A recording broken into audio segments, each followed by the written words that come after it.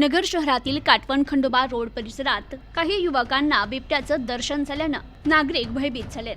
नगर शहराजवळ आयुर्वेद कॉर्नर ते काटवण खंडोबाकडे जाणाऱ्या रोडवरील सीना नदी पुलाखाली काही युवकांना बिबट्या दिसला.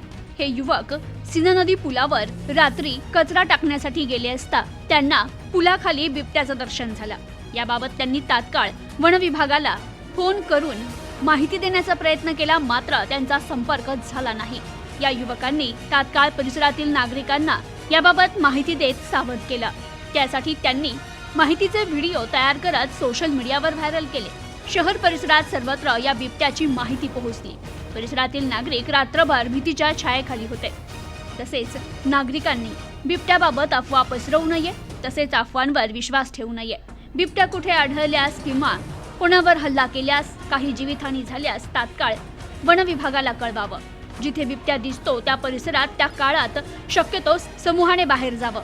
रस्त्यावरून बिबट्या जात असल्याचं दिसल्यावर घाबरून जाऊ नये, तसेच त्याला डिवचण्याचाही प्रयत्न करू नये, असं आवाहन करण्यात आलंय.